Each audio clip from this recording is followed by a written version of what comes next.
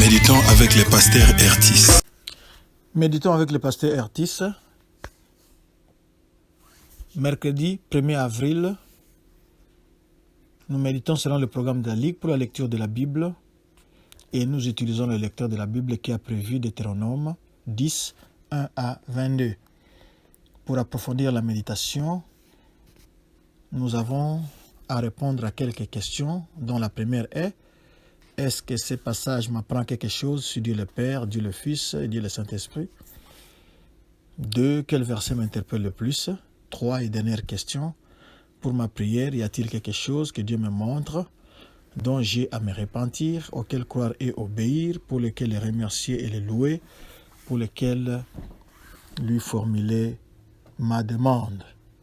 Dans ce texte, nous voyons la miséricorde de Dieu qui remplace les tables de la loi qui avaient été brisées. Nous allons prier pour abandonner ce temps entre les mains de Dieu. Seigneur, qui est comme toi, le Dieu incomparable, le Seigneur des seigneurs, le roi des rois, le Créateur tout-puissant, le Dieu qui est éternel et vivant.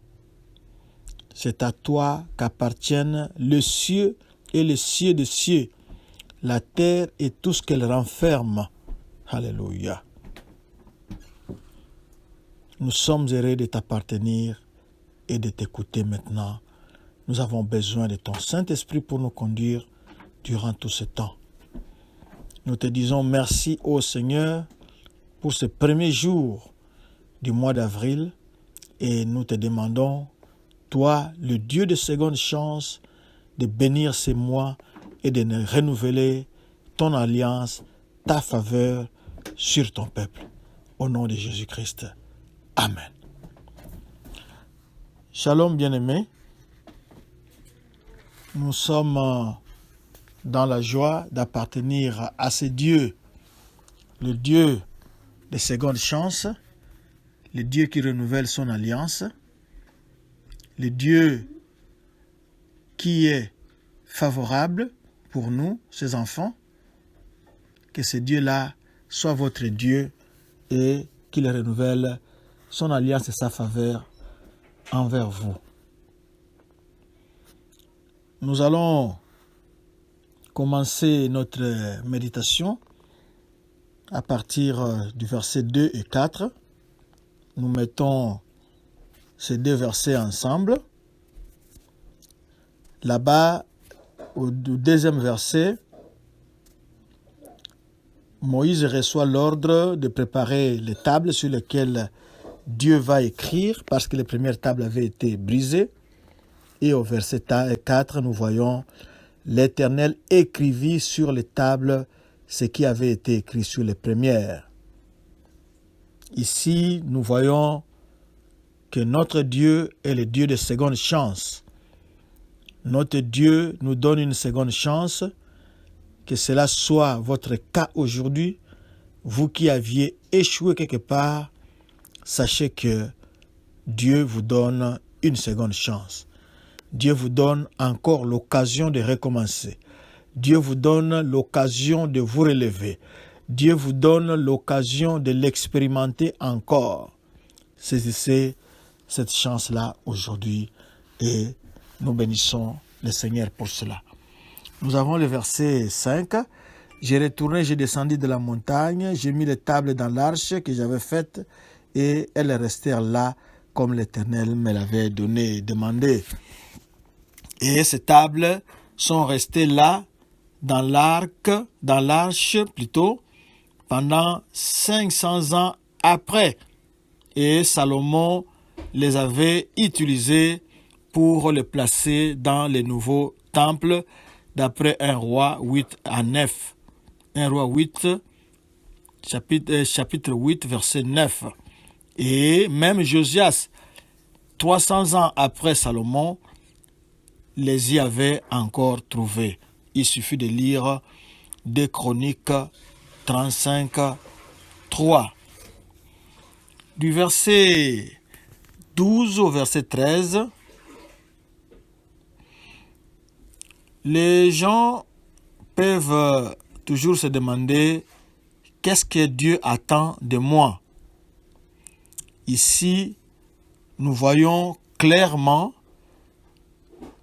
Moïse qui avait résumé pour Israël en ce temps-là, mais Israël maintenant, c'est nous, Israël c'est vous, Israël c'est moi. Alors, il a donné ces résumés-là dans une forme très simple qu'on peut se rappeler aisément. Voici les grandes lignes de ces rappels, parce que ça, rappelez-vous aussi que le Deutéronome, c'est la répétition de la loi. Ce sont des choses qui avaient déjà été dites, maintenant que Moïse rappelle avant l'entrée en Canaan. La première chose qui est essentielle, c'est de craindre Dieu, c'est-à-dire avoir un profond respect pour lui. La deuxième chose, c'est vivre d'une façon qui plaise à Dieu, c'est-à-dire il faut le suivre. La troisième chose, c'est d'aimer Dieu. Et la quatrième, c'est de le servir avec toute notre âme et notre cœur. Et la cinquième, c'est d'observer ses commandements. Parce que très souvent, nous nous compliquons la vie, nous nous compliquons la foi en ajoutant des règles humaines, des règles et des conditions impossibles que les gens ne peuvent pas peut-être accomplir. Vous vous souviendrez des pharisiens qui ont ajouté à ces lois ici que Dieu avait données, ils ont ajouté comment les appliquer et c'était devenu très compliqué et la Bible leur reprochait même de ne pas pouvoir aider les petits peuples à accomplir la loi. Alors, ne soyons pas frustrés quand nous cherchons à vivre d'une façon ou d'une manière qui plaise à Dieu. Concentrons-nous sur l'essentiel qui se trouve ici dans la Bible, que nous sommes en train de méditer en ce moment. Respectons, suivons, aimons, servons et obéissons à Dieu. C'est très facile à retenir. Respect ou respectons, suivons, aimons, servons et obéissons à Dieu. Des verbes très simples. Si vous le suivez, vous serez en paix avec vous-même et avec Dieu. Du verset 16 au verset 19, nous voyons que Dieu avait demandé à tous les Israélites de sexe masculin d'être circoncis. Mais Dieu voulait qu'au-delà de cet acte physique, que cette opération-là soit aussi accomplie dans leur cœur. Ils devaient se soumettre à Dieu au dehors, mais aussi et surtout dans leur cœur. C'est pour cela que Moïse est en train de parler de la circoncision de cœur. Au verset 16, il dit « Vous circoncirez donc votre cœur et vous ne retirez plus votre cou. » Il ne veut pas que ce soit simplement un simple acte physique, mais que cela soit quelque chose de plus profond, quelque chose de plus intime. Et quand la circoncision du cœur se sera accomplie, le peuple sera en bonne relation avec Dieu parce qu'il sera un peu plus proche de lui. Quand le cœur est circoncis, il est nettoyé et il est réconcilié avec Dieu et on commencera à traiter les autres aussi d'une façon qui convienne parce qu'ils sont l'image de Dieu.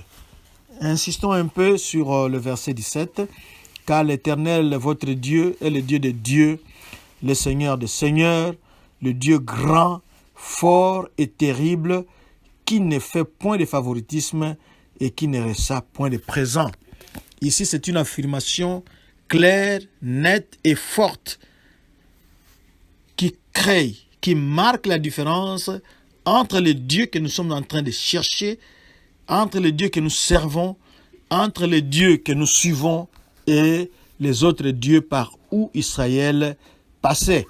Lui, le Seigneur, il est le Dieu de Dieu. Alléluia.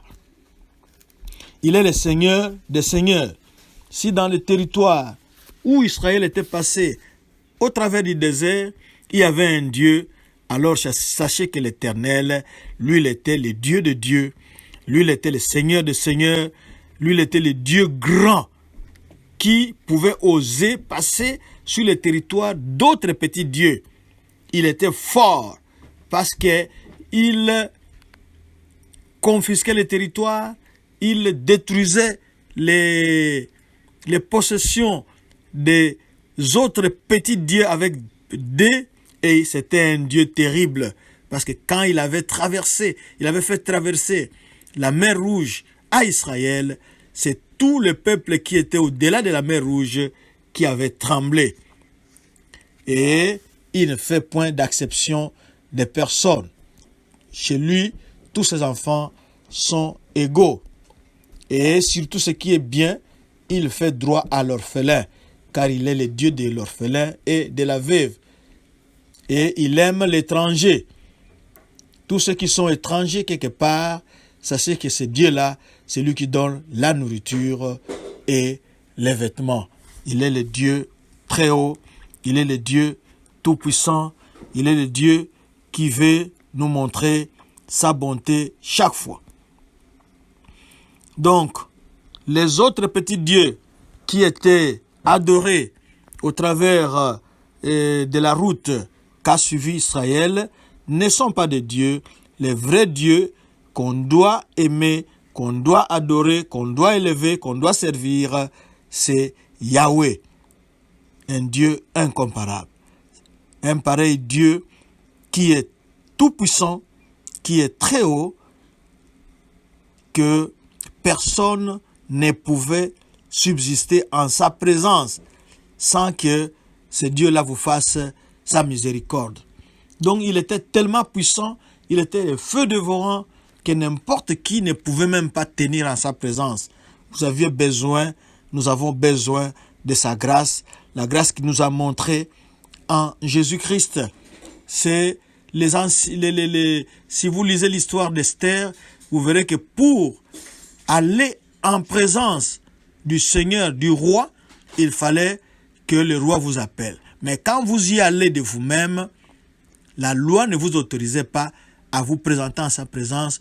On pouvait vous tuer si le roi ne vous présentait pas sa canne. Mais ici, le sceptre que nous avons devant notre Dieu, c'est seulement la croix de Jésus-Christ qui nous donne l'opportunité d'entrer quand nous voulons devant ce Dieu-là, de pouvoir même parler, de pouvoir l'adorer, de pouvoir l'exalter, de pouvoir le magnifier. Malgré que nos péchés pouvaient nous faire mériter un sévère jugement, Dieu nous a choisis et veut qu'il puisse se montrer à tous ceux qui le recherchent d'un cœur sincère. Le verset 20, tu craindras l'Éternel ton Dieu, tu le serviras, tu t'attacheras à lui et tu jureras par son nom. Alors ici, Dieu nous demande de pouvoir utiliser son nom, peut-être quand nous faisons un serment, parce que c'est le seul Dieu qui mérite que nous puissions faire allégeance à lui, que nous puissions lui être fidèles. Je pense que ce pareil Dieu mérite votre adoration, mérite mon adoration, mérite ma louange. Tout ce que nous pouvons faire maintenant, c'est de le glorifier pour la grâce qu'il nous a faite de pouvoir pénétrer, de pouvoir voir ces premiers jours du mois d'avril et les jours qui vont suivre. Nous allons donc prier. Notre Seigneur, qui est le Dieu de Dieu, qui est le Seigneur de Seigneurs, le Dieu grand, fort et terrible, qui ne fait point de favoritisme et qui n'y reçoit point de présent, qui fait droit à l'orphelin et à la veuve, qui aime l'étranger et lui donne de la nourriture et des vêtements. Tu es incomparable, tu es très haut. En dehors de toi, il n'y a point de Dieu. C'est à toi qu'appartiennent les cieux des cieux, la terre et tout ce qu'elle renferme. C'est toi le Dieu tout-puissant. C'est toi l'alpha, c'est toi l'oméga.